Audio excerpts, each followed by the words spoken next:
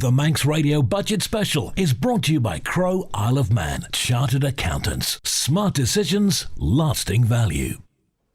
Very good afternoon to you. Well, 5 years of Alfred Cannon in the Treasury have passed like a shot. And now David Ashford is Treasury Minister, taking over after 2 difficult years. Interestingly, though, Mr. Cannon got to his feet to second the first of David Ashford's budget. How will this affect you, our listeners? Well, the tagline of this particular budget is investing in our island's future. The message the government perhaps want to get across is, hey guys, we've got a handle on this. Something that he said quite early on in his speech, Mr. Ashford, it's crucial we give ourselves time to breathe. Well, has this budget given the island time to breathe? Let's just have a look at a couple of things that he said during the budget, which I think are quite significant. I quote here, whilst the finances are still robust, the public purse cannot withstand continuing funding for support schemes as has been, and I want to send a clear message that except in the event of emergencies, businesses now need to plan to operate without further support. Interesting, a lot of businesses will be sitting up and taking note of that. Also, as far as health and social care is concerned, obviously in the last few years they have come for more and more cash. Is that going to go on? Well, he says in his speech, it's important that the department and Manx Care recognise that there is and must be a financial constraint on the level of services they can provide. This is fundamental as an aspect of budgeting and financial control. The challenge for the department next year will be to make plans to prioritise services within the financial envelope available. Will they be able to achieve that? And one last point. Inflation is now 6% or more. Well, the government have given themselves for pay costs 2%. And there is an appeal from the Treasury Minister.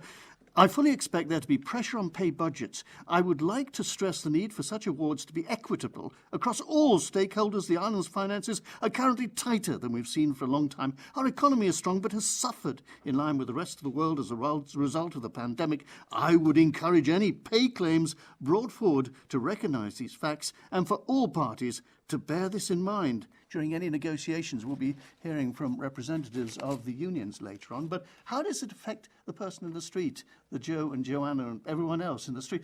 Beth has joined me. She is dressed for summer. I am dressed for winter. So we can bring out both sides of the budget. But Beth, you have the details. That's what we're going to do. It was interesting listening to the Treasury Minister, David Ashford, this morning, a speech that lasted around about sort of 50 minutes or so. He did say it's not time to react with knee-jerk changes. There was a warning, though, for government departments saying that next year's budget for them would be really challenging. But John, you mentioned how the budget is going to affect the average person. So we heard things like key rises in the following benefits: basic state pension going up 3.1%, child benefit for those who are eligible 5%, carers allowance, that was an interesting one, up 15%, and I think a recognition perhaps of the true value that people who are in caring positions really... I think the standard's about £122 at the moment, so that will go up to closer to 140. It certainly will. We have a panel with us for this first hour. Let's meet them now and gauge some of their reactions to the early indications of the budget. Nicola Bowker, Managing Director of Nicola Bowker & Co. You were listening this morning. What was your initial reaction? Well, it's certainly not a radical budget. I don't think anybody could accuse it of that. Stability, I think, is probably the message I got out of it. Though I feel a bit like, I don't want to say mirroring the UK, but there are some, on the face of it, increases in there, but the rate of inflation behind those increases and some lack of changes in some things are going to be felt by people, I think, as the year progresses, as the value of money is diminished. So you think maybe too cautious, perhaps? I think possibly yes. I think it could have been more radical. It's really difficult because the government has been pumping money into the economy for 2 years now, and businesses are kind of at their knees. People are tired, and I think there's another year where we've just got to take stock and take it steady, but there's certainly nothing in there to light the fire to the round the campfire there. It's just, we've just got to sit tight, work hard. But I think we will notice that if inflation does what it looks like it's going to do, this budget may be a bit light on its offering. Was there anything in there in particular that you thought, I'd like to see this and it didn't appear? Something that you think could light that fire? Well, there was no radical changes to maybe how businesses can continue to be supported. Rates are a big challenge. There has been support on rates with rates over the pandemic. Businesses have spent all of their available money. They have nothing left. Those brave individuals who've started businesses during the pandemic need to build up stuff. So to take away all of the support for business now and not give any additional allowance on their personal side means that the entrepreneurs really are, it feels to me like the recovery is on the shoulder of the entrepreneurs here. OK, Nicola, for the moment, thank you. We're also joined by John Webster, who's an economist and chairman of the Manx Technology Group. John, your initial thoughts to what you've been hearing this morning? I'd agree with Nicola. The main problem is that government doesn't recognise, or doesn't appear to recognise, the underlying problems of the Isle of Man economy. I've been an observer for a long time, and this is probably the worst financial position I have seen the Isle of Man in. And the reason is we have an ongoing structural deficit, and we have no clear economic strategy. We've outsourced the economic strategy for some reason, when we should really have been doing that ourselves. The people working in government should understand what the economy is about and should, without going to an outside source, identify what's necessary, because they will be the people who are implementing it. The history of the last few years has been that government has had wonderful rhetoric, but very poor delivery. And we just have to look, for example, at the public sector itself. It's grown rapidly in terms of numbers, in terms of pay. The average public sector worker now has 10,000 a year, more than the average white-collar worker, and much more than the manual worker. We have an obvious cultural problem, as shown in the tribunal last week with Dr. Ranson. And I think we have a performance problem as manifest in the prom, the flume issue, and various other things. So this budget didn't look at any of the fundamental issues facing the government, in my view. John, the economic strategy, there is going to be a look at that in the summer, isn't it? There's going to be a look at a whole lot of things, social security and tourism, but I think economic strategy is another one they've flagged up to say we will be looking at that, but it's a long way between looking at it and implementing it, isn't it? Well, meanwhile, what do businessmen do on the island? We know that the fiscal position is going to be changed because the OECD is looking at the minimum rate of corporation tax. I know there may be ways around that, but the beneficial owner issue is going to be another hit on the island, I would imagine. And yet we are still waiting for some indication from government as to what the new strategy will be. John Webster, I'd be really interested to hear some of your ideas of how you would tackle some of those issues in a moment, but let's meet the rest of our panel. John Curtis is the director of the management company Curtis and Associates. John, what were your thoughts this morning? Yes, good morning, everybody. Thank you for inviting me to the panel. So I have a particular interest in climate change, mitigation. As you all know, the Isle of Man joined the Paris Agreement late last year at COP26. I was at COP26. I believe I was the only Isle of Man-based businessman there, together with the climate transformation team, who announced the fact that the Isle of Man was joining the Paris Agreement. So, to add to what John Webster said, I think that one must predict some tightening in the future. In the year 2019-2020, a total of 300,000 about was spent by the Isle of Man government on climate change adaptation and mitigation. That increased to 1 million the following year, and in the year 21-22 a budget was put forward of 19 million. So we've just heard the Treasury Minister announce a new fund of 25 million. That increases the total for this year, as he said, to 42 million. This is a lot of money, And we have to prepare in the future for radical changes in the way that we live our lives and what it's going to cost us to live those lives. So, for example, most notably for me, the Treasury Minister mentioned that the 25 million new climate change revenue fund would not be met solely from the public purse, it would need to be met from private sources as well. This means that businesses are going to have to pay for the cost of climate change. We as individuals and citizens are going to have to pay for this change, and these changes are going to have to start very soon. To meet the interim target, there is still a consultation ongoing by the government for the interim target, which year it's going to be, but there are going to be radical changes in the way that we live. And what this amounts to basically are carbon taxes. You can call them by lots of other ways, but it is a carbon tax. That tax will be on businesses who need to seek to reduce their carbon footprints by the interim target and then to net zero by the year 2050. And it'll be met by point of sale taxes. For example, when you get on the boat to go to the mainland, probably you'll have to pay an extra £5 or £10. Who knows exactly what that figure will be. But then there is also the problem with people who can't afford heat pumps, who can't afford solar panels, etc. And that cost will have to be met by something called social offsetting. This is where wealthier individuals or higher tax rate payers will have to contribute in some way or the other to the people who can't afford £10,000 to put in a new heat pump.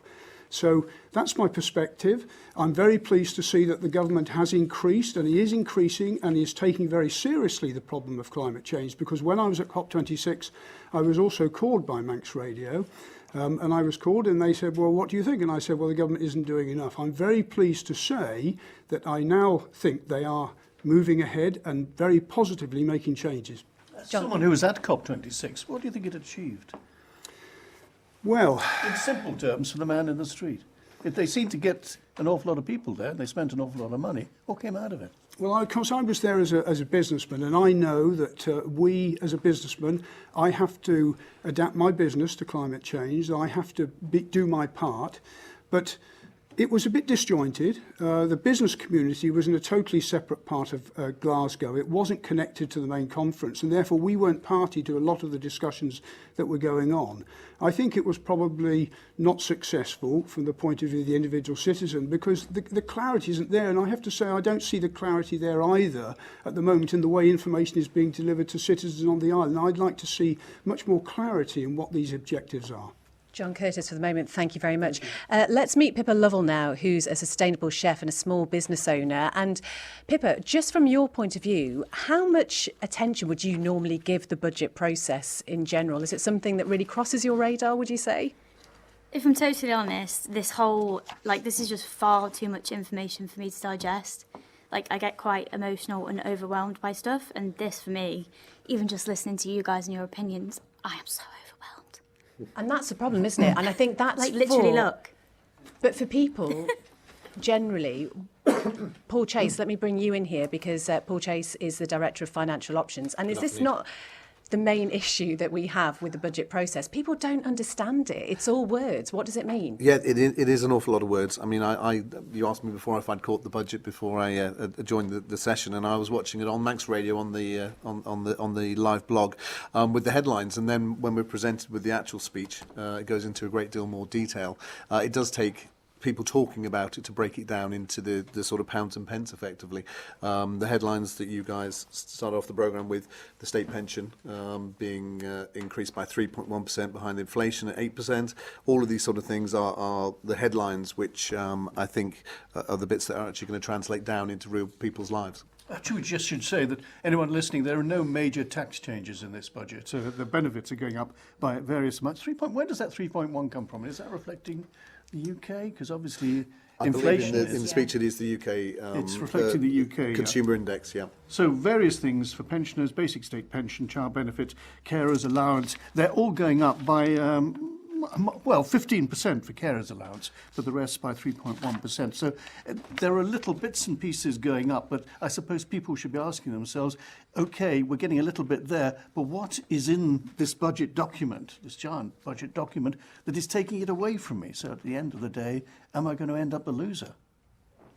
Lots of questions to be answered. You are listening to the Budget Special brought to you by Crow, Isle of Man. It's just gone 12:21. We'll take a short break and be back after this. The Manx Radio Budget Special is brought to you by Crow, Isle of Man. Chartered Accountants. Visit crow.im or call 627 335. And this is the Budget Special. Just gone 12:23. It's John Moss and Beth Espey, joined by John Webster, economist and chairman of the Manx Technology Group, John Curtis, director of the management company Curtis and Associates, Nicola Bowker, managing director at Nicola Bowker & Co, Paul Chase, who's director of financial options, and Pippa Lavelle, who's a sustainable chef and small business owner. We're joined in the Millennium Room in the Legislative Buildings by a small audience. We'll be having some questions for them during this Budget Special. But it was really interesting. Pippa was talking about being overwhelmed by this whole process, and we've actually got our Manx Radio Budget mini site, which is intending to try and break it down a little bit, because John Moss, I have so many Johns, we're getting confused. Excellent name.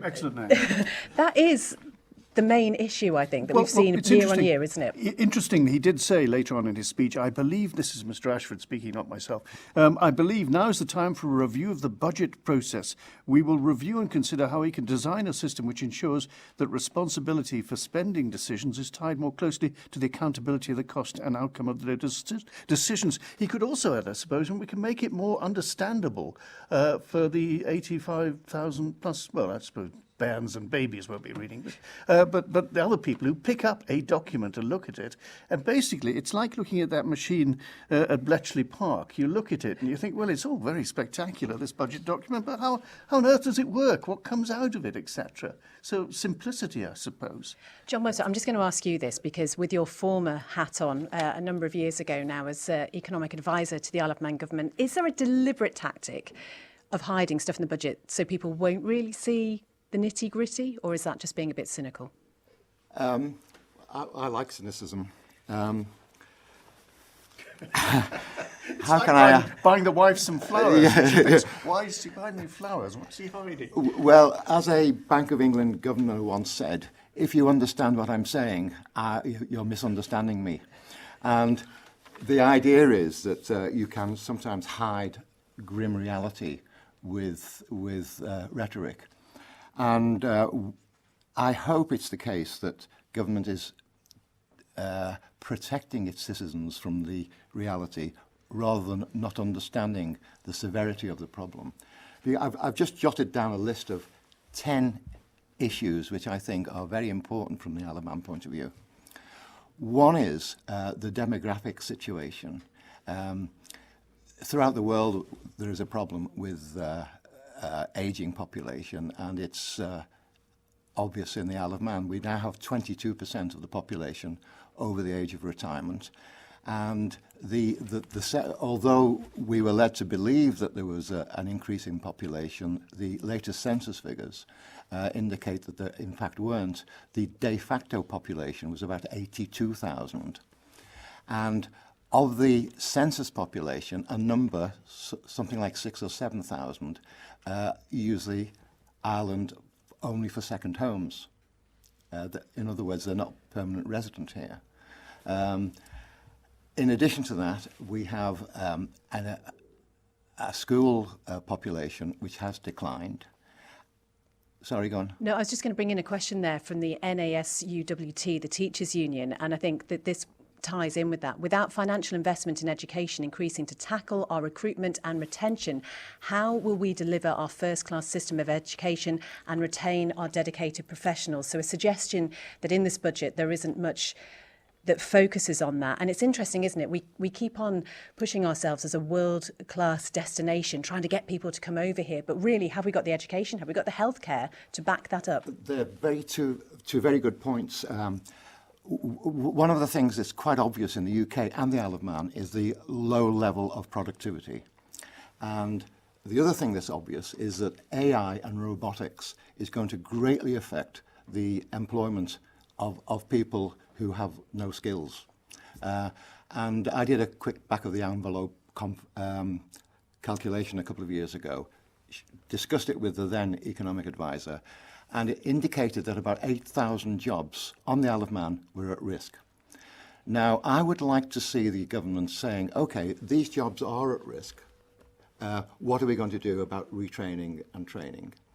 And in terms of education and medicine, why don't we look at distant learning and telemedicine?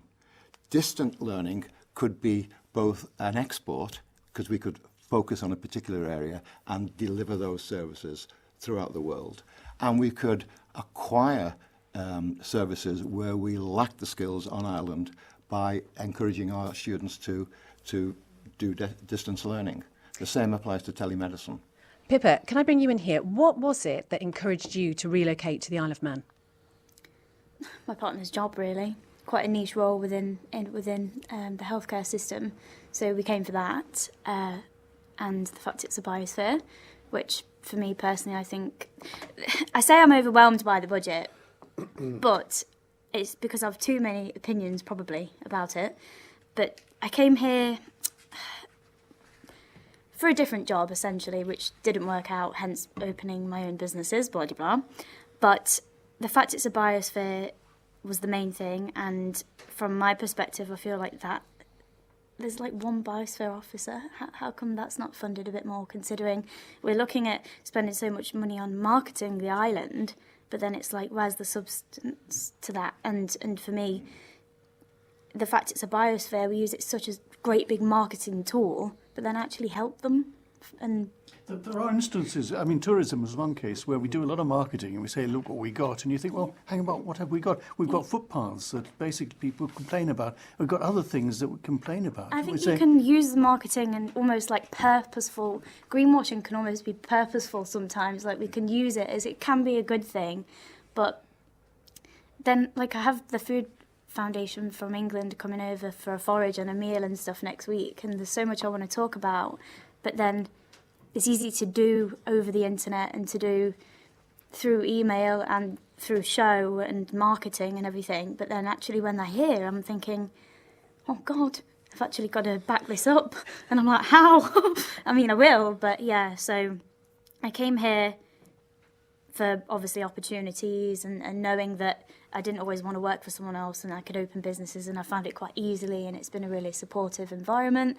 But like I've done all that now, tick, tick, tick, and now I'm looking for substance. And the budget for me, as much as I'm totally overwhelmed and you know, I know loads and nothing at the same time, I'm just really looking forward to the departments breaking down what their budget's going to be spent on. I think that's more important than what goes where. The breaking down for me is more important. Paul Chase? Just to cover off, it struck me as you were asking about Pippa when she moved to why she moved to the island, and then John Webster was talking about having to try and attract people to the island, and that's one of the biggest parts of the sort of government's plan going forward. But where are they actually going to live? Because that is a massive problem in terms of housing. And I saw that there's £2 million being given to the Housing Communities Board, but it seems to be a very slow process. I know they've brought forward the consultation on the first-time buyer scheme, which was supposed to happen later in the year. I submitted my response yesterday, and I believe that the housing situation is a bit of a crisis. So if we are looking to attract people to the island, there's just simply nowhere for them to live and nowhere for them to afford to buy. Pippa? Just to put that literally in relation to my business, I've relocated like a Greek chef over to the Isle of Man to work here. Obviously, we need to have a totally different opinion about workforce and skills shortage, blah, blah, blah. That's a separate issue. But she's currently living with me and my partner in my house, and as much as I love her and she's my friend, I don't want her to live with me. I want to find her somewhere to rent or buy, or like I want to keep her here. But the reality is you know, we might want to have kids and we want our space back and stuff, but then what do I do with her? Can't put her anywhere, so I'm going to have to send her away. That's really There's nowhere interesting. for her to live, literally, and I want to keep the amazing chef, but I can't. In the island plan, they've dropped the phrase affordable housing and made it into more reasonable housing. So they've gone to a... Yeah, but the question is, what is the cost of what is a reasonable house? How much does it cost? And I've heard in some places that people hit upon a house, say that's our dream house, go to the bank, and the bank say, no, it's not worth that much. We'll give you a mortgage much lower than that. And therefore, these people can't afford to buy it. That's absolutely right. And we are seeing first-time buyers now really buying at a minimum 350,000, which is just unheard of a few years ago. And they're doing it largely with the help of the bank of mum and dad to sort of prop up the deposits. The lenders are lending more. We're now up to 6 times income with 3 of the lenders on the island, but it's still unsustainable, and the property is just no longer there, which has caused the property prices to increase. If you have to go up to 6 times your income, it's very dangerous. Absolutely. If your job falters or whatever, your health or whatever, you're stuck with it. Yeah, very much so. But people are pushing themselves to those limits just to achieve the dream of home ownership. But it is now starting to fail.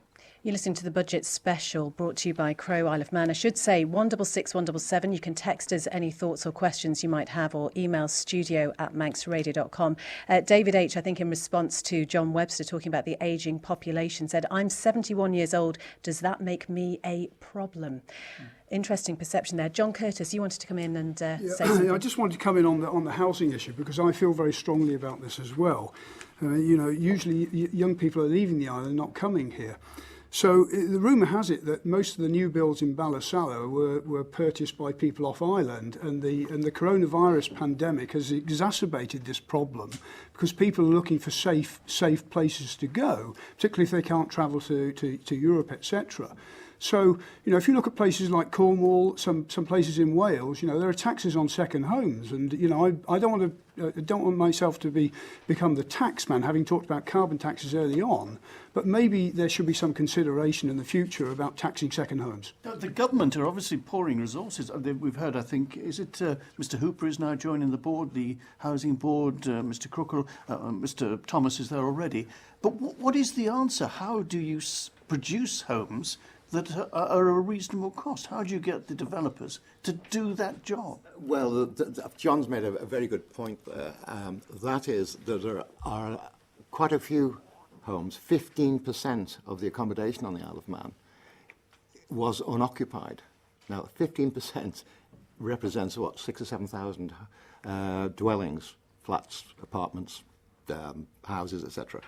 Now, I agree with John. We should think about taxing people who use the Isle of Man as an accommodation address or as an investment, because it may be nice from a government point of view to say, yes, we've got these people who are buying property, and be great from the developer's point of view because the price goes up. But from the person buying, the first-time buyer point of view, we now have a situation where house prices are 10 times the average wage for a 20 to 25-year-old. Now, we've got to resolve that, and it's not just a matter of rebuilding, it's a matter of effectively using the existing stock of accommodation. Nicola Bowker, any thoughts on housing? I think there's a big crisis there in terms of the government aspiration to attract people to the island. I get approximately 10 inquiries a week from people looking to relocate to the island and looking for some support in terms of how to do that. And I find myself now putting the question of, it's not when you can find somewhere to live here, it's if you can find somewhere to live here. A lot of people don't want to buy initially, they want to rent. The rental market is very short in supply, and the people off island don't have the contacts of the people on the island, because I think people are resorting to it's who you know, not what you know type tactics. So I think it is a big problem, the housing stock, and affordability is the issue. Can I just ask one quick, of those 10, what percentage, on rough terms, do you think actually successfully come across here?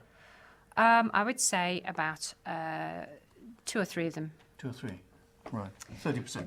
Yeah, 20 to 30%, yeah. Don't forget, a lot of people leave the island as well. If you look at the figures between 2016 and 2021, something like 6,800 people arrived, but 4,500 people left.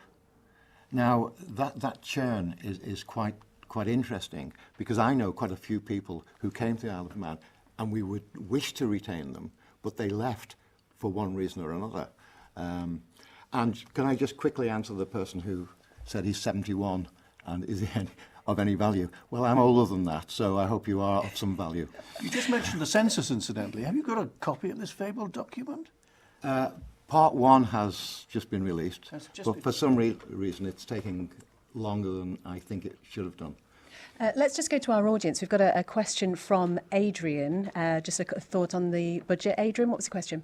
Well, I was just very interested in what the panel have been saying, but very interested in what Mr. Webster has been talking about the economy generally. And I just wonder, a question for the panel, a question for government, is it time to have a rethink of the 0-10 strategy? John Webster, shall we come to you first? Yeah, I'm happy to do that. Absolutely. We have to look at that because we're going to be forced to do so by the OECD anyway. And the old model that we had, which was to differentiate ourselves by taxation, is no longer viable in future. And it's long gone past the time we should have been reviewing our fundamental economic strategy and deciding where this island is heading. This move to get 15%, we heard Mr. Ashford say it only applies to major companies, £750 million worth of asset or worth of production. So it's not going to affect the Isle of Man a great deal, or is it? Well, you know, when people first started looking at taxation, I remember having conversations about, you know, well, this bit won't affect us. But you've got to look at the direction of travel and whether something is innately acceptable or not. And using tax as a way of attracting people is no longer acceptable either ethically or often from a regulatory or fiscal point of view. So you really do have to examine what you're doing and make sure that we are in line with future thinking. John Curtis? Yes, I'm a supporter of a minimum rate of corporation tax. Many companies have zero rate. You know, I'm going to be branded here the tax man, I think, in this panel session. But actually, because my business overseas has the zero taxation rate, I faced many problems in dealing with some countries. 10 years ago, I couldn't do any trading with Italy, for example, and many other countries in the EU did not trade with the Isle of Man because of the zero taxation rate. I'm actually an advocate of a minimum corporation tax rate of around 5%, which will bring in much needed revenue for the island. Adrian, did you want to come back on that? Yeah, I'm very interested in what you said, Mr. Curtis. But there's absolutely no appetite that I can see in government for any changes to that, and there hasn't been for many years. And also there's a large sector, a large number of people in the private sector, in the financial services sector, who are against any corporation tax on the basis that business may leave the island and go to other havens such as the Cayman and places like that. So I think unless government can get a grip on this, and we can all help in putting that message across, it's going to be very difficult in the future. If I may just add to that a little, I agree with John that, you know, the paradigms have changed, the world has moved on, and we need to look at the whole mechanism of taxation in a different way than it was looked at 30 years ago. I should say we will be joined after 1 o'clock by the Treasury Minister, other members of Tynwald as well. So some of these questions we will be able to put to them in the second half of the programme. 12:41, we'll take a short break. The Manx Radio Budget Special is brought to you by Crow Isle of Man Chartered Accountants. Smart decisions, lasting value. 12:45. Lovely to have you with us this afternoon, the first of our budget special hours. We're joined by a panel at the moment. Members of Tynwald will be here after 1 p.m. A text message into 166 177. One major issue for families is the lack of help for childcare and the fact maternity benefit hasn't increased at all for the past 8 years. With rents sky high and inflation going up, it's just not affordable to have children, which doesn't help the situation with regard to the ageing population. We also still don't have shared parental leave available, so women are disadvantaged, and it sets the wrong tone for gender equality from the get-go. I just want to go to the audience quickly here, and Sam, you've got a question. So given factors like the lack of available housing, lack of funding in education, why should members of the younger demographic, like myself, even really consider staying on island? Good question. Who wants to answer that one? John Webster? Because you love it? We can't sell the island on people being able to go and dive off rocks into the sea and sentimentality. We can't do that. The only thing that really attracts young people is good job offers. you have to have a good job offer, and you have to have reasonable further education, higher education, and good entertainment, etc. So the package starts with a good job, because if you don't get a good job, you're not going to stay here. So this comes back to what I was saying earlier, Beth, and that we have to look at the fundamental economy and make sure it's attractive to young people. And I don't see any clear evidence that we have any new areas of activity that we're targeting. Sam, can I just ask you, are you planning to stay here? Absolutely not. No. And this is the thing, because you mentioned that because you love it, and I do love it. I've grown up here. It's got a fantastic history. This is where my friends are.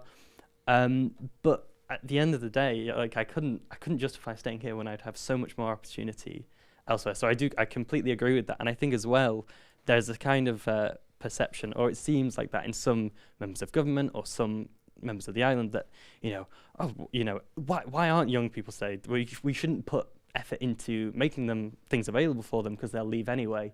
When I think it's the reverse, they leave because effort isn't put in. Yeah. And I think that if you do that, you'll actually find a lot of us would stay. It's purely because the effort isn't put in. But historically, don't young people like to look over the horizon?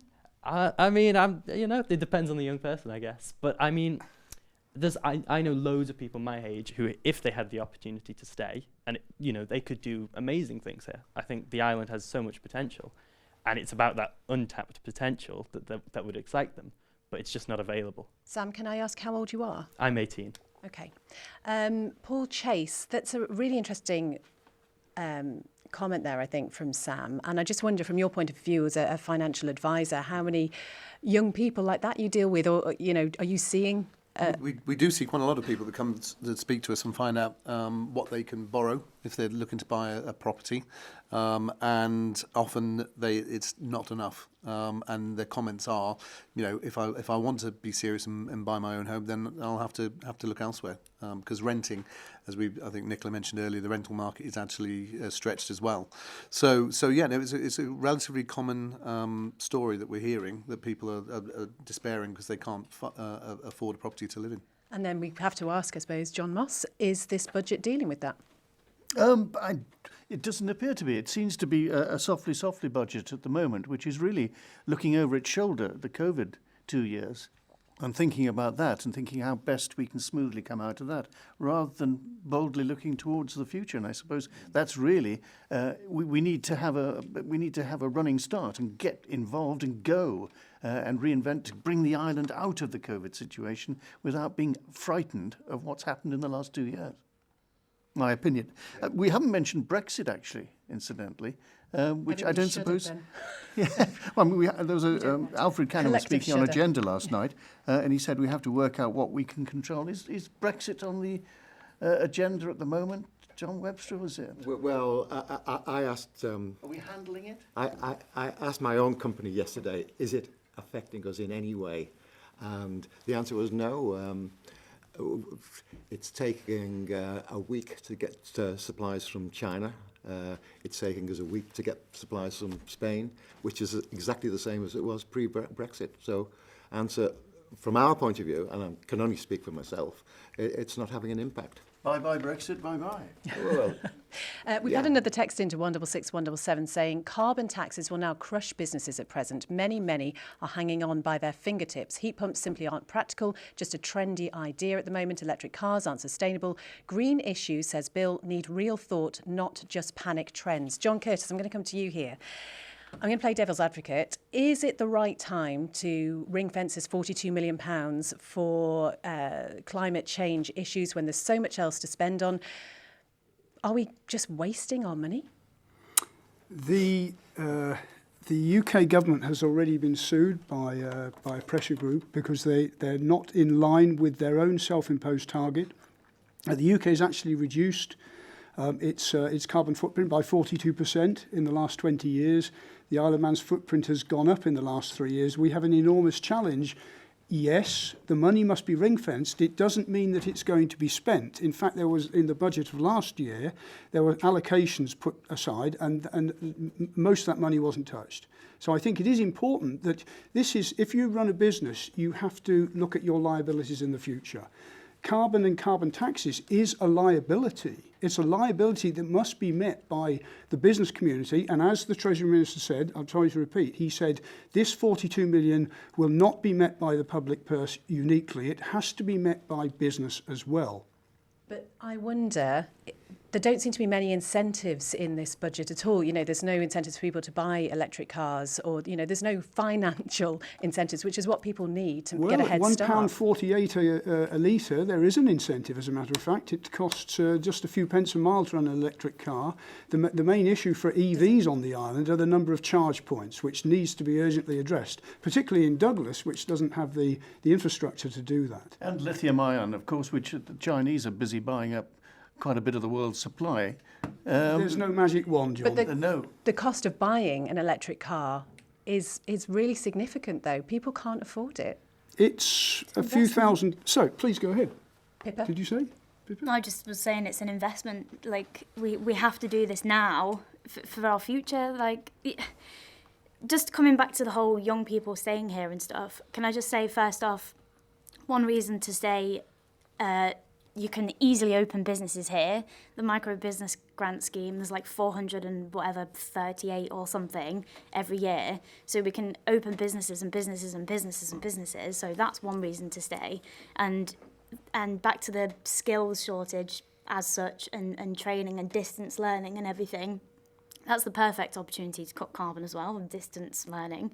But from a personal perspective, like, I'm sending staff to work in other places to learn, but then I'm footing that bill. I'd love to see some incentives, you know, not just apprentice schemes and stuff like that, but some incentives for businesses to be able to then send and train our young workforce and train our young people here, which would also save carbon in many ways, but that's a whole different issue.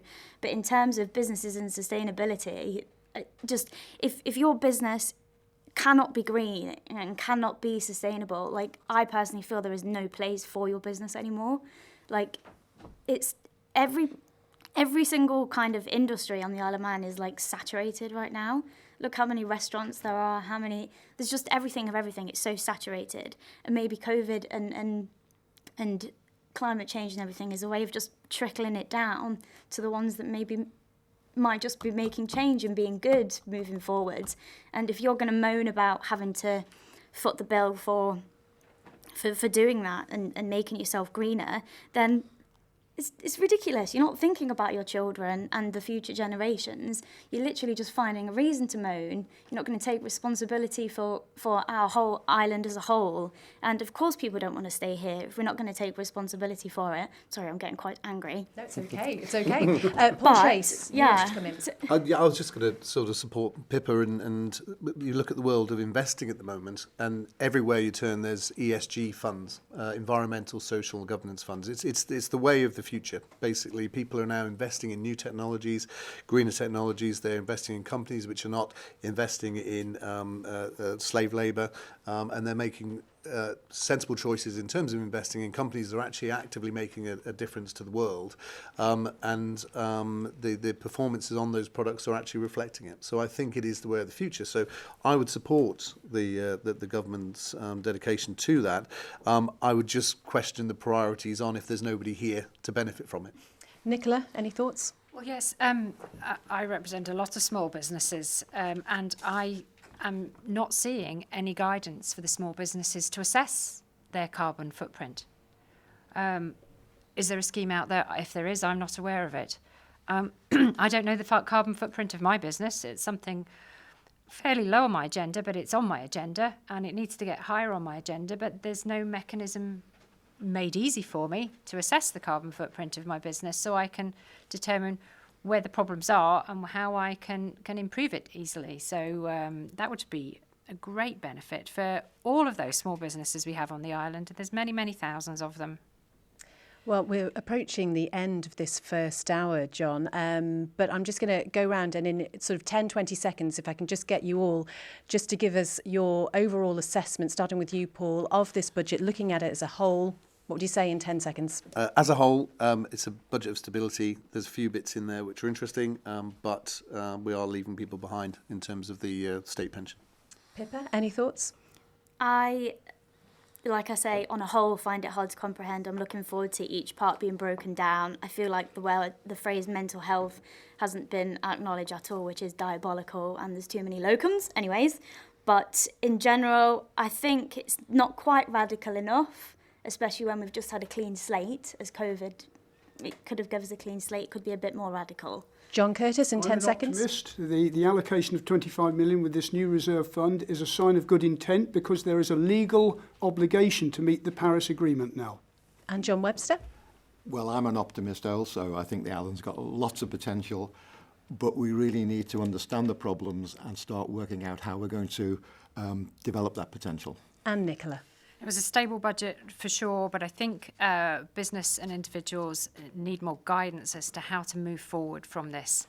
Okay, well, thank you so much to our panel for this hour. Hopefully some of them will be able to stay with us in the audience and may have questions during the second hour when we will be joined by members of Tynwald, including the Treasury Minister, David Ashford, and Chief Minister, Alfred Cannon. And if you'd the Health like, Minister as well, what who did I think say? is important. Oh, yes, yeah, And the Health absolutely. Minister. If you want to have a look at the budget in detail, head over to Manx Radio's budget mini site. You can find a link at manxradio.com, and we will be back shortly. The Manx Radio Budget Special is brought to you by Crow Isle of Man Chartered Accountants. Smart decisions, lasting value. And it's coming up to 8 minutes past 1. Lovely to have you with us this afternoon. It's the second hour of our budget special brought to you by Crow Isle of Man. We have our audience. Can you say hello? Oh no, they're off. Flipping heck. Need to warm them up a little bit. This hour we're going to be joined by members of Tynwald. And John, we're going to be looking in more detail at some of the things we've heard about this morning. Well, one big subject, and the Health Minister is with me, actually sitting next to me, is health. And in his speech, Mr Ashford actually laid down some ground rules, including phrases like the challenge for the department next year will be to make plans to prioritise services within the financial envelope available. So basically, you've got your cash, that's all you can spend. Oh, Mr Hooper, thank you for joining us, by the way. Yeah. Laurie Hooper's joined us from the debate. Is that it? Are you conscious of these restrictions? Yeah, so actually I think if you look at what's being talked about in the budget is this longer term financial planning. So for a long time, I mean, I've been saying it for years, health is underfunded. I think I threw out a figure of around £7 or £8 million back in 2017, 2018. That's pretty much where we're at. So we've known for a long time we haven't had enough money. And on top of that, the service as well isn't as efficient as it can be. So the aim of this new financial settlement really is to try and say, well, let's get the right amount of money in place and drive those efficiencies at the same time. And so when David was talking about that's your money, stick to it, he's got a point, actually. You know, we know that health service you could just keep funding everything. It could keep running out of control. And I think one of the key reasons for having the new structure is to say, well, that is unacceptable. It can't run out of control. We have to bring it back into balance because every million that you spend in health is a million that you can't spend on education or on the roads or on something else. And so you've got to make sure that all the money that you're spending is giving you proper value for every single pound, and that's really the challenge that's going to be ahead of us. You have said that your aim is to get from referral to treatment in 18 weeks. Is that the end of the administration, not the end of this year, or perhaps next week? Definitely not the end of the year. No, the end of the administration is kind of my target. I'm not sure if that's achievable, but I'm quite a strong believer in pushing as hard as you can to get what you need. And I think we all know that waiting times on the island are unacceptably long, and they have been for a long time. It's not really just COVID that's driven that. It's a lot of other pressures as well. And I think it's not unreasonable to say, well, hold on a second, the 18-week target is what they have in the UK. Why shouldn't we be expecting a similar level of treatment? And how can we help Manx Care get from where we are, from the service they've inherited, to that much better position? It is going to take time. I'm not going to make any bones about that. It will take years to get there, but we will get there. Perhaps you shouldn't make any bones about it as Health Minister. Perhaps it's not the right phrase to use. But it's going to take cash as well, because you've inferred that some of this might involve taking people across to get their treatment. That's going to cost a lot, isn't it? Yes, but will it cost more or less than our current approach is the question. And that's the question we don't have the answer to, which is in part why we need the additional funding. It's in part why we have the cost improvement plan, which actually is money that if we can save it in one part of the service, we can reinvest it in another part. So it is all part of that much bigger picture of saying, well, I think David talks about in his speech the potential £40 million funding gap. And actually, we can't allow that to happen. We have to make sure it's properly resourced. And equally, we have to make sure then that we're delivering proper value for every single pound that we spend. You've got a considerable job on your hands to keep within your spending. It is going to be a challenge, I think, for everybody, for Manx Care, for the health service more broadly, but I think it is a challenge that is achievable, I really do. And one man who knows about health more than most, I suppose, is David Ashford, the Treasury Minister, who's with us. You're giving him quite a tough task. Health and social care, I can say from experience, is always a tough task. But I believe that Manx Care and the department are up for the challenge. I believe that they can actually do it.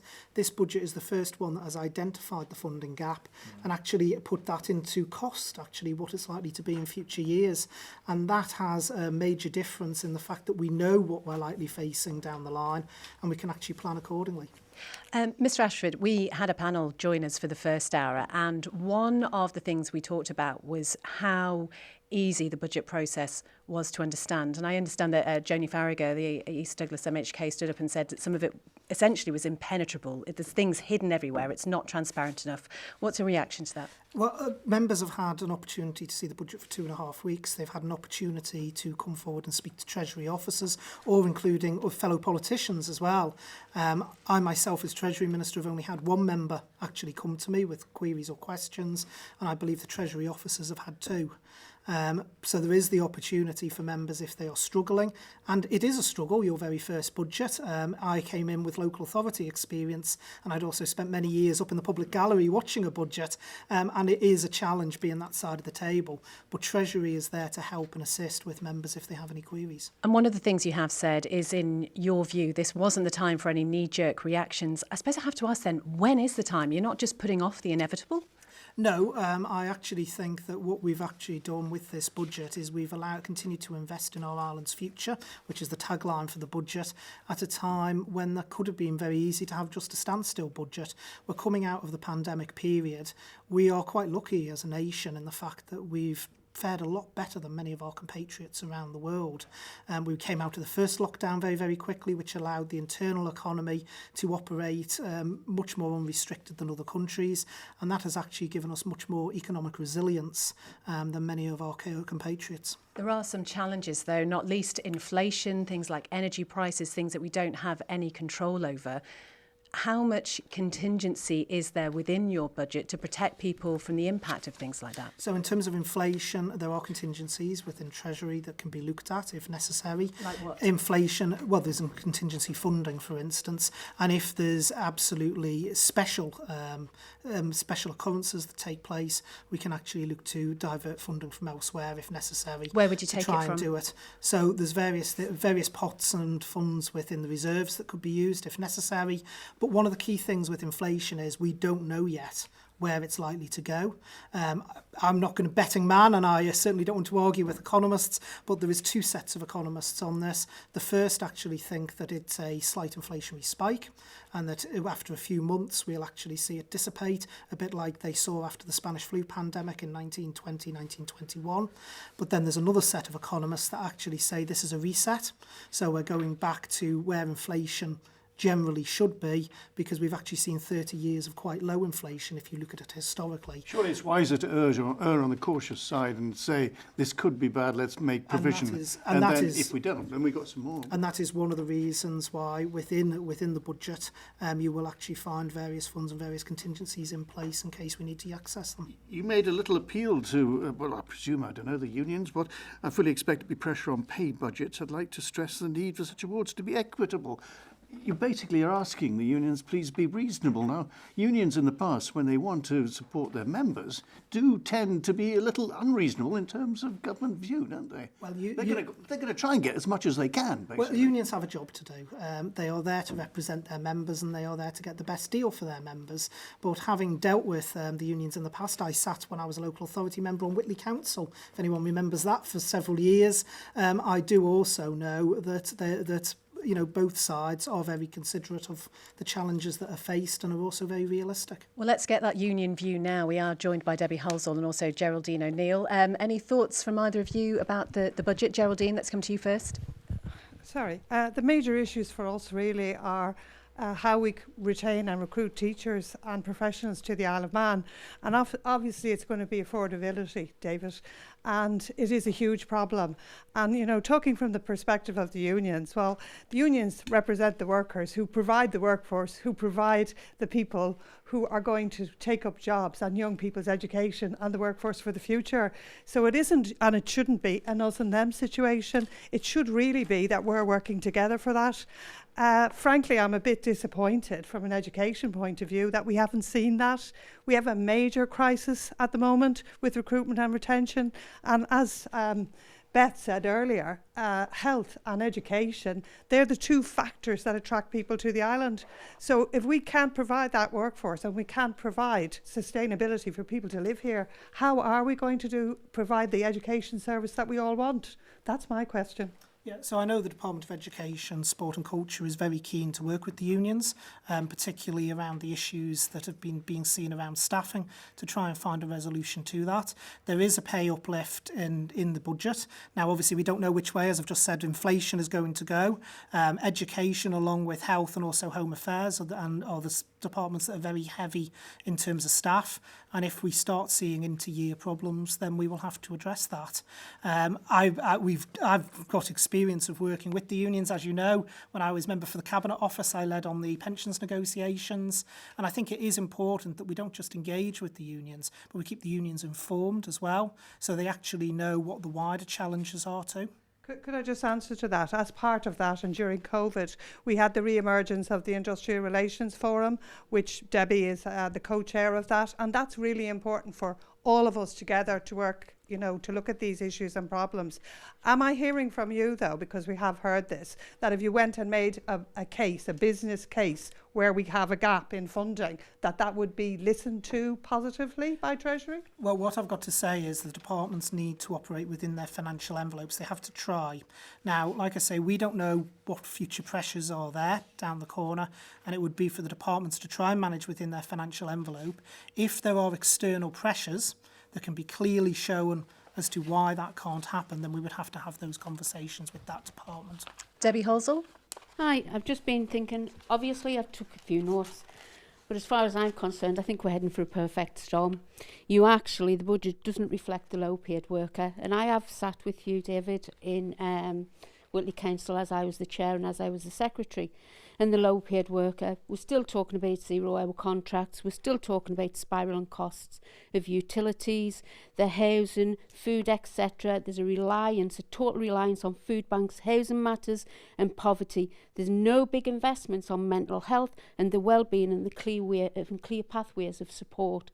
So when we talk about different things about the workers and what we do, and there was comments made about productivity earlier on, our members are actually tired. They're very, very tired. And what we would like to have seen was the personal allowance maybe upped a little bit more and reflective on that. Age demographic of our workforce is well over the age of 50. There doesn't seem to be any provision for them. We can't talk about retirement because that's an age discrimination thing. And I just seem to think that we needed to do a little bit more. And it didn't seem to come this time. So in relation, first of all, to the personal allowance, it's £250 this year. It would have been very, very easy to have actually frozen the personal allowance, to be honest, with all the other challenges that have been faced. But as Treasury Minister, I was determined that we were going to keep operating the personal allowance. We're ahead of almost all of our comparator jurisdictions in terms of personal allowance now that's available to people. In terms of benefits as well, for those who are in the very, very low pay category, a lot of the benefits will have seen a 5% uplift this year, including income support. And we have also been doing work, and the work is ongoing, around 0 hours contracts. You'll remember, Debbie, I actually chaired the committee on 0 hours contracts, and there were recommendations that came out of that committee, and work on those recommendations is ongoing. No disrespect, I absolutely get what you're saying, but all I hear is just talk. It's very well to give that conversation, to have that conversation, but what actions fall from that is very, very slow in the uptake, and that's the frustrating part. And you talk about the uplift in a benefit, but why are working people claiming benefits when they haven't got a sustainable income? And of course, one of the things that we're looking at, and which will be debated later in Tynwald, is the minimum wage, which is actually seeing after a pause during the pandemic, a much higher uplift than has been seen in previous years. Thank you very much, everybody, for that. We've just been joined by Tim Glover, MHK, and also Rob Collister, MHK. Tim, your overall thoughts on the budget in a nutshell? I am more encouraged by it than I thought it was going to be. I said that in my speech. I thought we were going to see a completely standstill budget because, let's be honest, a lot of the last administration has an effect on this budget. It's the fingerprints of the new Treasury Minister we'll see on next year's budget. A lot of it was already pretty much set in stone, I would say. Would you agree, Minister? There's certain things that obviously were very You well didn't have a lot of advanced, wriggle room, did you? But we've managed to do some wiggle room. Rob Collister, you were broadly supportive, I think, but you had one or two issues that you raised during your contribution. Yeah, one of the main concerns was the increase of 3.1% for the Manx State pension.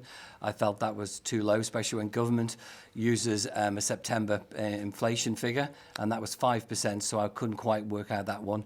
Obviously, given everything the island's gone through over the last couple of years, I think it's an excellent budget in a lot of places. We're in a lot stronger position, especially with employment levels, with opportunities on the island. But there is the gap, about the inflationary pressures coming through.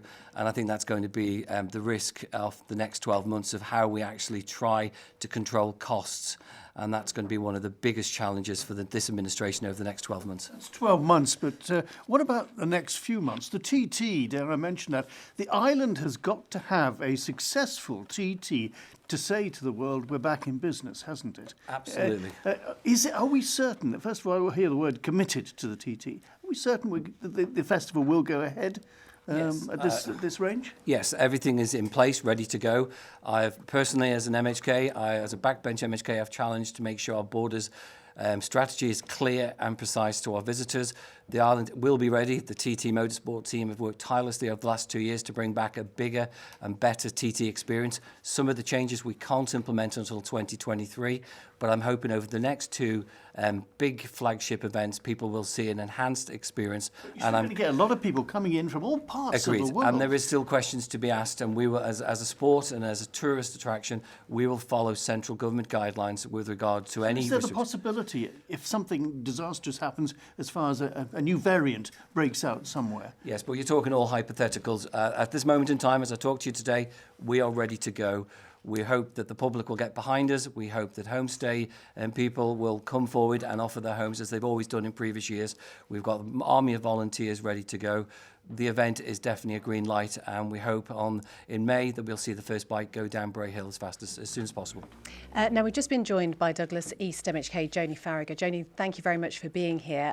You, during your contribution, attacked the process of the budget, claiming politicians hadn't had enough time to review the 183-page document, and just the way it's presented overall, suggestion that things are sort of hidden somewhere where you can't find them. Is that really your view?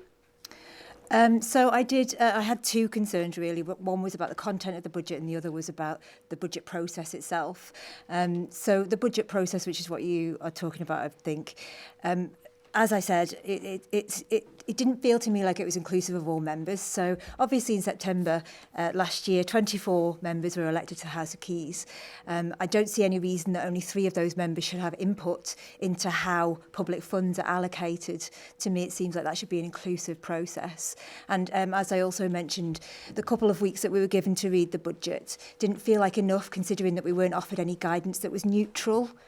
Obviously, we were offered guidance by Treasury themselves, but they, as people who wrote the document, will obviously have an agenda. We needed some neutral guidance around how to read that budget and how to extrapolate information that we needed to get out of it. A number of points there, Treasury Minister. First of all, that suggestion that maybe Tynwald members don't have a chance to have a say in the budget, only a few selected people. Well, the first thing we've got to remember is that the budget process starts around about July, August time. So it started long before the election in September. So department bids, for instance, the bids that have come forward for health and social care started off when I was Minister for Health and Social Care under my watch. So it is a process time. So members will have much more involvement, particularly new members, come next year. Members are involved obviously in the departments that they are in relation to any budget bids that come forward. But one of the things I want to look at for next year, which I've already been speaking to members about, is a more collaborative approach where all Tynwald members have got together and we go through the entire thing, so members do feel they've got more of a stake in it, they do feel they've got more involvement. In terms of the Treasury officers, though, I do have to pick up on the point that the Treasury officers, when talking to members of Tynwald, aren't there with an agenda. They are actually there to offer advice. If, for instance, a member goes to see a Treasury officer about something in particular, that won't be passed to me as Minister. It will be confidential between the Treasury officer and the member as to what they discussed and what issues they are actually experiencing. Joni Farragher, is that enough reassurance for you? I mean, I'm happy to pick up on the point that the Minister made there, that there is going to be budget reform in future, and that will include a more collaborative approach. And that, I think, is what I'd like to focus on, really, because today we've been asked to vote on this budget, and that's not had a collaborative approach. But in future, if we are looking for budget reform, I am fully behind that. Obviously, it remains to be seen what that final reform will be, and I will be watching that, but yeah. I just should also add, which I'd forgotten, it's not just about 3 members of Treasury making the decision, or 4 members of Treasury. Council of Ministers is involved, obviously, as well in the final budget process, where there is further members, and like I say, there is the members' involvement within their own departments as well. Tim Glover? I'm encouraged by the fact that we are talking about a reform of the budget process, and also hand in hand with that, we're also looking at the benefit system and simplifying that as per the recommendations of the Poverty Committee. So those are encouraging things. There are good points in the budget. I share the concerns about pensioners and the vulnerable in society, and I think Treasury need to be on guard to be able to step in, because we've got inflation and a number of other factors that could bypass what we've seen presented today.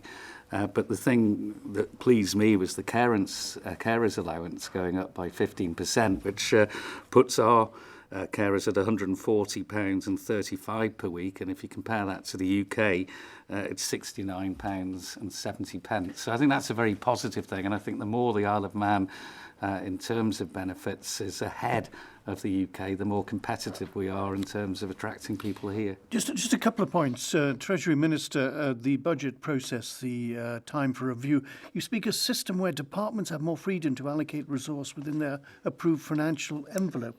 Don't they have that freedom at the moment? Don't they decide what gets spent where? So at the moment, the budget is very much defined around what the individual budget lines are within the department.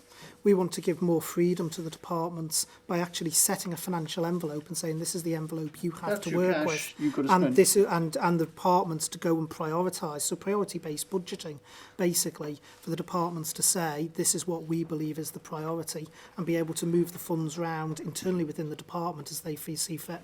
When are you looking to do this? So this is the part of the review that will be ongoing in the next 12 months, hopefully in time for the budget process for next year. And just one other point, as far as the investment managers are concerned, we've come to that 5-year period, haven't we, where they get reviewed. And we know, I think, that Lansons are leaving us because we've had this effusive farewell note from Tony Lanson, basically saying the last 17 years were wonderful, but goodbye, everybody, and thanking everybody. This process is we look at everything and basically say they're not making us enough money? Is that what the bottom line is? Well, I've got to be careful what I say about investment management because there is a live tender at the moment. But quite rightly, we look at what the returns are on the funds that we have invested, and we look to see where we can get best value for those funds. Because investors have done quite well in the last years, particularly, haven't they? Well, what we need to do is when it comes to investment, you have to look at your risk balance as well, as to what you're invested in, what risk you're taking to get the returns that you are doing, and that all forms part of the process. But like I say, I've got to be very careful because there is a live tender process underway. We're joined by the Chief Minister. Thank you, Mr. Cannon, for joining us. Interestingly, now it's usually a departmental member who seconds the budget, as far as I can think. No, it's usually the Chief Minister. Because you sprang to your feet and said yes, etc. How much of this budget is yours? Well, we've all had a significant input, as the Treasury Minister has just said. I mean, it's ultimately, obviously, the Treasury Minister's job to bring it all together and to make the final decisions, but it has to go through a Council of Ministers approval. So there has been a joint collaborative effort in setting out and approving the direction that the Treasury Minister has set for the government with this first budget. Yeah, but did you nudge him and say, look, this is the direction we'd like to go in? I didn't have to nudge him, no.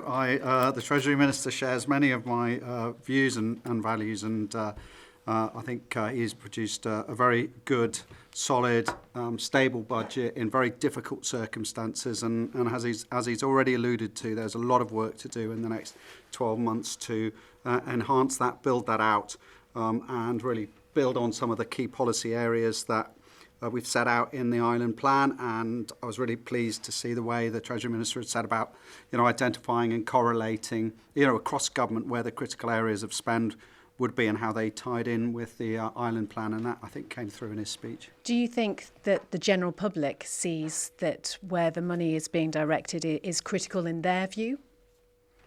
Well, absolutely. I mean, everybody's facing significant challenges at the moment. We're coming, through a very difficult transitional phase in so many respects, particularly obviously post COVID, as we get out of the sort of immediate impacts of the COVID pandemic and into the effectively what you might term the recovery phase. We've definitely got to build on that.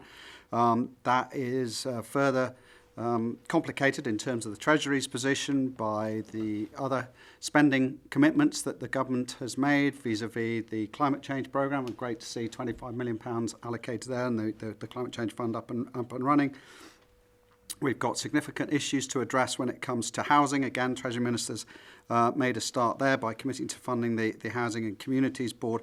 But of course, critically for people, it is about the pound in their pocket, which matters significantly. And again, I mean, I think the Treasury Minister has managed in very difficult conditions in terms of the post-COVID impact, £300 million. The cost of government, £150 million of direct support out into the community. But still, we managed to get some rises into personal allowances, some excellent, I think, initiatives when it comes to some of the supporting benefits, child benefit, and others at 5%. The carers allowance has just been made highlighted at 15%. But be under no illusions, this is going to be a very tough 12 months if inflation stays at the current level and energy prices continue to persist. This is going to make life very difficult both for the budgetary challenge for government. It's going to make life difficult for households in so many different respects. We are going to have to act. We've already seen the Treasury Minister do extend £500,000 of aid out to those most vulnerable when it comes to gas pricing in terms of the winter bonus, and we are going to obviously examine carefully where our energy pricing is going to be as we move forward. So, and sorry, just to build on that, there's obviously a lot of onus then on ministers and their departments and the members of those departments to make sure that departmental spending is on track and does in some way countenance and look forward and balance out the potential impacts of a very high inflation figure. I must say, Treasury Minister, there almost seemed to be a veiled threat to departments during your speech to say that next year it's going to be pretty tough and you really need to rein it in. It was no threat. It wasn't a carrot and stick approach. It was just a very clear message that we have to recognise there are challenges coming up on us.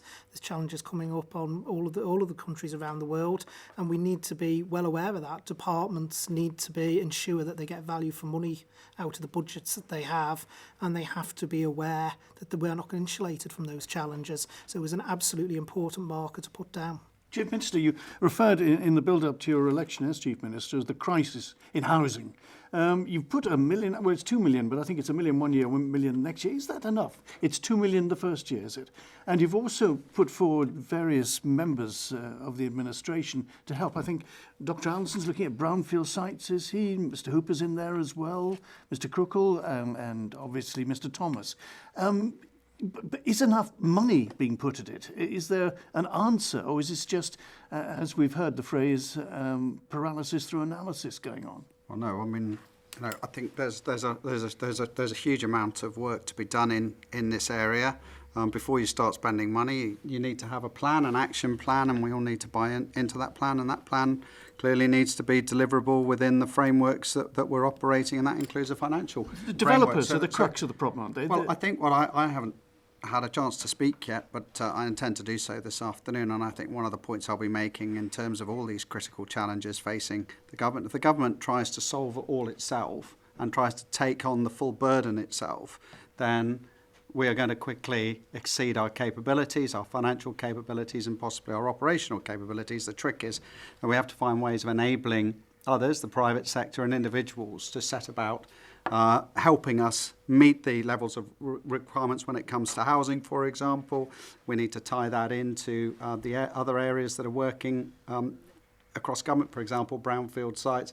And we're going to bring those together to, I hope, enable the private sector and government to successfully rise up to the challenge of meeting things like our housing commitments. And as that develops over the next 6, 8 to 10 months, when people are talking about financial commitments, then I hope it will become clearer what exactly those financial commitments are, and we need to then assess how government and what government needs to allocate in order for us to meet the outcomes we've highlighted in our island plan. There seems to be a lot of positive vibes in what you're saying there, Chief Minister. But in our first hour, we were talking to Sam, who's a young 18-year-old here, who was talking about what is there to keep young people in the Isle of Man. Housing was naturally an issue that came up because of that, or the inability to get housing. Sam, I mean, what are your thoughts? Were you reassured by what you're hearing? I mean, I guess it's undeniable. It's the right direction. I'm not saying that it's going the wrong way, but it also does feel like it feels lethargic. It feels like an understated reaction to a very major problem. For someone like me, you could ask anyone my age, and I say 90% of the time the answer you will get is, yeah, I'm not going to stay in the island. Oh, I'm going to go abroad. Why would I come back from uni? So I hear the points being made there completely. But personally, I just don't think it doesn't seem to address the problem to the extent it needs to be. Yeah, and I agree that a lot more meat needs to be put around the policy detail in terms of what action's actually being taken, and action is the critical word in this respect. I'm not pretending it's easy. It's when you get to these sort of crisis points, which have to some extent partly been driven by the market and what's happened with the pandemic, but also government has to take some responsibility as well. And I hold my hands up and say that the housing policy has just not been given enough attention, has not been developed enough, and we now need to take that forward. And that includes making sure that we've got the stock available for first-time buyers, but also that we're giving them the right supporting frameworks. I would also, say we're not alone in this. I mean, I think when I did the Island Plan speech, I talked that actually very much large parts of the British Isles were also suffering from exactly the same issues when it comes to housing stock. But nevertheless, that's not excusing us taking action. Sam, thank you for emphasising that. And I'm pretty confident that by June, when we come with our economic strategy, we'll have taken much more direct action to help you and others, or at least indicate to you and others that there's some release will come in the near future. Tim Glover? Yeah, I was just going to say the strongest part of the Island Plan, and I was critical of aspects of the Island Plan, but by far the strongest and most structured was, I'm glad to say, the housing board that's being developed here. So I think there is encouragement there. The fact we've got the 2 million funding in there now it was by far the strongest part I felt of the Island Plan. Well, can I just mention, is Mr Thomas part of the government or is he outside it?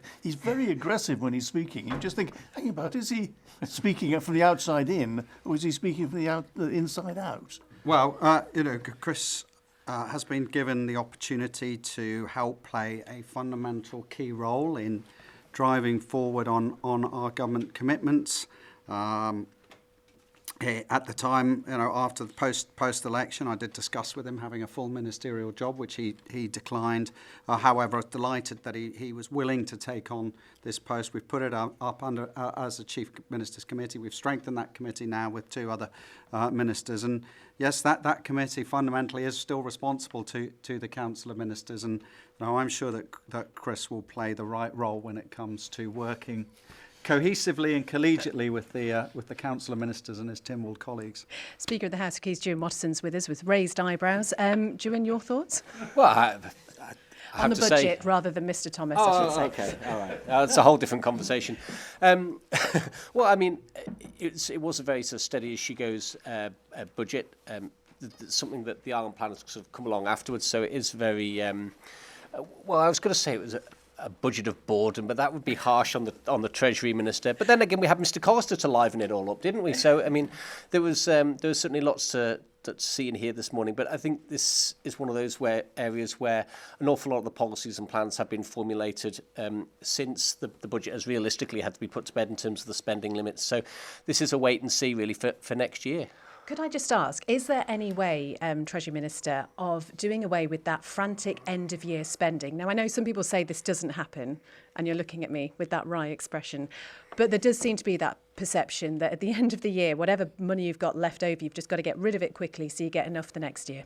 That certainly probably existed about 15, 20 years ago, and but actually with most departments now, and particularly with the budget pressures that departments have had over the last certainly 5 to 10 years, actually what you see in those final few months isn't departments trying to get rid of the money, it's actually trying to rein back the expenditure to make sure they actually come within budget. One of the things that departments has always been accused of this is DOI, and actually when I was a grumpy backbencher, I actually asked the question of DOI, saying, well, there's always seems to be, when you hit sort of March, February, March, much more going on. Is this you ditching the budget? And I must be honest, they embarrassed me because they actually came up with something I hadn't actually thought of, which is, of course, during the winter months, when you are likely to have bad weather, December, January, into the start of February, you're less likely to undertake repair work. So what actually happens in March is they're catching up on the work that couldn't be done in the previous few months. So I thought a sort of transfer window. But the old Mad March spending, which did used to be seen, isn't seen as much now. And there is also mechanisms whereby if departments are underspent for whatever reason, and they have a very valid reason as to why they need to retain those funds, then that can be discussions with Treasury around that. DOI member Tim Glover. he's given you your excuse, but with regards to DOI, actually, it doesn't look like they've done too badly out of the budget. A lot of bids approved. Let's talk about things like the prom, horse trams, which are mentioned in the Pink Book, but no cost associated with that. There's that, and I think the Minister's explained he wants a little break to allow businesses to recover. The other thing that was very close to me and my constituency that isn't in the Pink Book, but we've got the design fees and everything else, and I highlighted it in my speech, is Castle Rushen High School.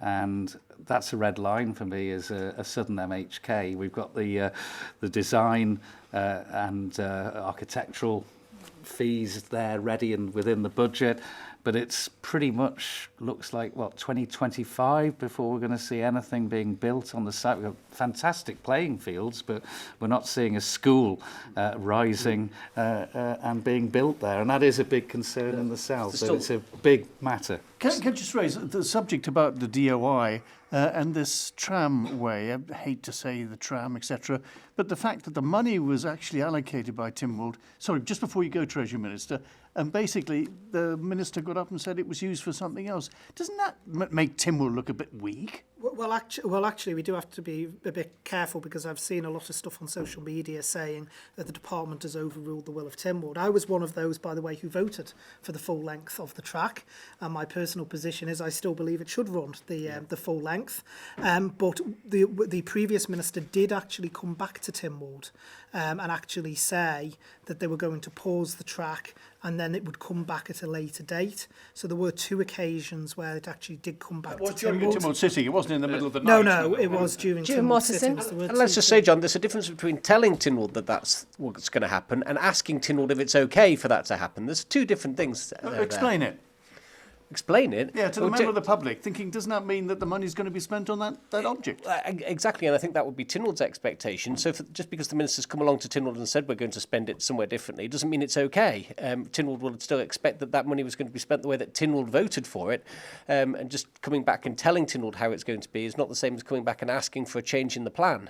Yeah, but I don't disagree with that because, like I say, I'm one of the members who actually voted for it to go the full length of the prom, and that's still my personal position. Is it going to go the full length of the prom? But, well, I think what the minister's said at the moment is with all the disruption that they've had down there, and when I was a local councillor, I represented that area, so I still know a lot of the businesses down there who are, to be honest, are just sick of everything that's been going on down there for now, that they will take a look at it and they'll come back at a later date. But my personal position is it should still run the full length. But you're talking about a tourism strategy, and Mr. Nutter of the Society basically said we now have a gap in that offering. Basically, you go off the MER onto the horse tram, then you've got to get off and catch a bus or something or walk until you get to the steam train. It really makes it look, not very joined up. Well, like I say, my personal position, which is what I can quote, is that it should be the full length, and I think it should be done sooner rather than later. Some nodding heads going on behind you. That's my position. I think it should be the full length as well. I support What, that. immediately, or do we wait? I think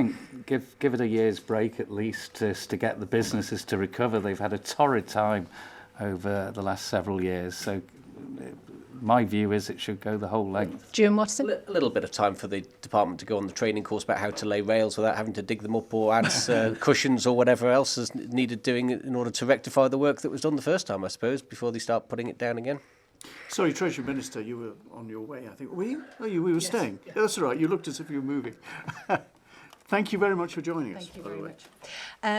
Phil Gaughan is with us now, and this is a unique position for you to be in, Phil, looking at it from the outside. We're still joined by Jim Watson and Rob Collister. Your views on this budget overall, what would you say? It seemed so familiar to the ones that I've heard so many times in the past. I mean, the thing that's quite stark about this budget is, we've lost £300 million in relation to the whole COVID situation. We've got a £30 million gap in the current level of funding. There were quite a lot of spending commitments, probably not sufficient by way of spending commitments to cover the 5%, 6% inflation levels at the moment. But no real indication as to how any of this is going to be funded, which was surprising. But I suppose it's the way with Treasury ministers that they like to sort of skirt around and develop smoke screens. Can I just ask Mr. Watson, Mr. Callister, basically no more support for businesses, that's it, etc. What's your view on that? We heard, obviously, members of the business community saying it's a little early for that. I think from a tourist point of view, from a hospitality point of view, I think it's got to be a watching brief because we don't know how many visitors we're going to attract. We've still got to bring airlines online. Obviously, we've got a lot of things planned for 2023, a new ferry terminal, hopefully. Hopefully by then we'll have recovered the position with regard to tourism. We've got a new tourism strategy for 2032 coming online. 500,000 tourists. I mean, our peak in the 1913, I think, was about 600,000 just after the war. How will we manage it? And as someone I heard say this morning, how do we put them up? How do we put a roof over there? If you wait a couple of months, there will be a timber strategy going before the court. But it's our ambition to really lift the island's tourism sector, to improve the quality of our accommodation, to bring in new types of accommodation, but also to actually improve that experience. We had a committee also hearing from the DOI saying that since 2010, the money spent on highways and paths and etc. has gone from 12 million to 1.5 million. Well, no wonder the paths look ragged and awful. Agreed. You know something? When I was out canvassing during the House of Keys general election, I was surprised how good an area looked if it had been recently tarmacked. It actually brought up the whole area.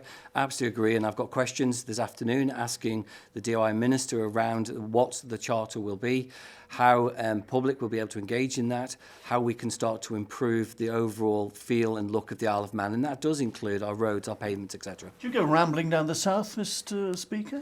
Well, as you know, rambling's one of my fortes, John. So, but yeah, it is something that's always been seen as a bit of a nice to have rather than an essential service, and that's been the victim of budgets as well. When you talked about cuts to budgets, what I inferred from that was not that this is the time for all businesses to stand up on their own 2 feet and that's the end of it.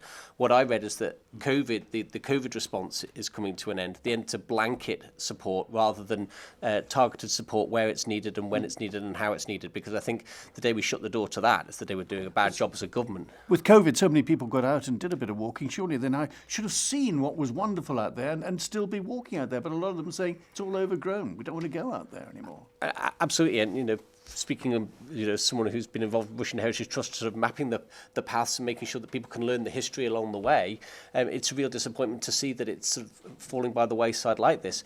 So yes, there is more that needs to be done, especially it's got to be part of that linking into that tourism and offering, but we also have to be realistic. It doesn't make any money for just on its own. So, but it is a really important part of our infrastructure, every bit as important as the pavements alongside the roads. But there again, I'll add on that if I can, that a healthy nation, it does actually save funds. So there is different ways, and I know from COVID myself the amount of people that I got to meet, and from social distancing point of view, but you got to see in areas that you never normally see people. There was a lot of people on this island got out and walked around our island, and I hope that continues as we come out of COVID-19 and we get back to normal lives, that people continue that thing about sharing time with their families, just getting out and exploring our island. Really interesting, I think, that when we consider the general election wasn't all that long ago, and some of the headline things that were mentioned during that, so housing naturally being one of them, mental health. Where's the mention, Phil Gaughan, of things like that in this budget? Well, the housing situation is it's really quite remarkable. I have to say I'm quite shocked at there's 2 million mentioned, and as I understand it, it's 1 million this year and 1 million next year. Well, we're told, in fact, it's 2 million in 1 year. So, all right, it's just, certainly the chair of the housing board understood there was 1 million this year. He actually told me as well. Right. That's where I got it from. But it's 2 million in 1 year. So that's interesting, but it's still 2 million to address what was seen at election time as the most significant issue. All the members, everyone who was standing. That's only really to put the foundation in the policies. Absolutely right, what the gentleman in the audience said earlier. We are currently losing 1 in every 2 students. We've got to identify that. We've got to work out what is the core reason behind that. Is it housing? Is it skills? Is it opportunities? Because we've got enough employment opportunities. But when I was talking to someone just the other day, they're unemployed. They can't get a job on the island. And when I spoke to them, they reckon it's because employers are being overpicky. And maybe people need to take, maybe employers need to take a chance on people. How many times do people have to say that we can't afford houses before government's actually going to take it Well, I seriously? think it's a case of introducing a suite of options, maybe a government bond, maybe coming in with assistance. But we've got to make sure whatever investment government does, it learns the lessons from previous. Don't just hand over cash, which is then lost. We give funding, which we can then help the next generation. And that is where government went wrong in previous administrations. And I know you were part of it, Phil. But what we've seen, which is a really interesting technique as opposed to what we've seen in the past. Normally when things are a crisis, when they're a big problem, they get sucked into the centre and sorted out there. And that was exactly what happened with the Department of Health and Social Care. We're starting to see signs that that's what's potentially happening in terms of the review of the Department of Infrastructure. Beamans, I think, was commissioned by the Cabinet Office. But for this crisis, we're not bringing it into the centre. We're pushing it to a body that's even outside of the Council of Ministers. So, and from what I'm gathering, it's something with not an awful lot of staff at its disposal either. I mean, I've heard different things. I think there's 8 in the Climate Change Transformation Group, and so far I'm only aware of 1 person who's actually involved in the Housing and Communities Board from a staff perspective. So, it's an interesting way of structuring a response to a crisis. Tynwald is effectively you're a tenth of the way through your legislative time, your policy development time as a parliament. And there doesn't seem to be any significant action as yet in relation to Can I just come in on that? I think if you look at climate change, I think it's a marathon. I think when we look at housing, it's a sprint. We've got to get those policies. As I said in my speech this morning, I don't want Mr. Thomas to sit on this for 18 months. I need those policies. I want to see what they're actually, the direction they're talking about. We do have homelessness problem on the island. We need to identify this. We need to understand why people are going to have to spend time at Gry when the system lets them down. It's those cliff edges. and it can happen to anybody. And that's the one thing that always rings around in my head, is the fact everybody's only a few months away of it actually happening to them, and that's why it's so important. And we've got a question here from the audience that says, great that there's investment in policies to tackle the housing crisis. However, unless Manx residents can afford to even get on the housing ladder, will this realistically tackle the squeeze on both lower income groups and those middle group earners as well? That squeeze middle. That's why there are a number of things that are needed here. Firstly, we do need to continue to build houses on the Isle of Man. I think anyone who doesn't believe that is living in a completely different world. We've got a great economy, a growing economy, and there needs to be the houses to build them. The other thing that I think is going to be significant in this is going to see later on in the order paper quite a significant increase in the minimum wage.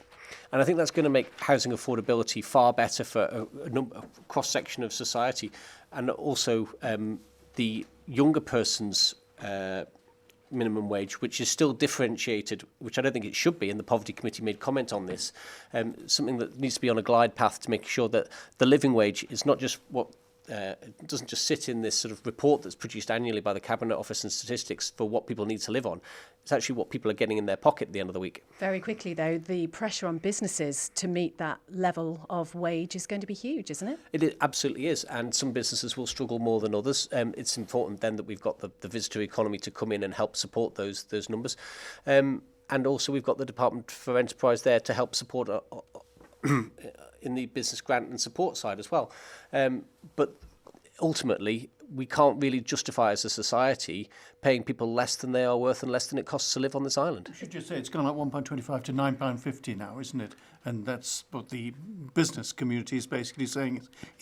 It should be brought in gradually and not just wham in April. But then we don't gradually bring in inflation, do we? So I think the pressure that people are under, they want to see some action. I think you two are having a great debate down there amongst yourselves, and it's great to be able to add to it every now and then. But yeah, absolutely right. That's exactly the story. Yes, businesses are going to struggle, but so are the people who are actually working for those businesses, trying to make ends meet when the bills arrive.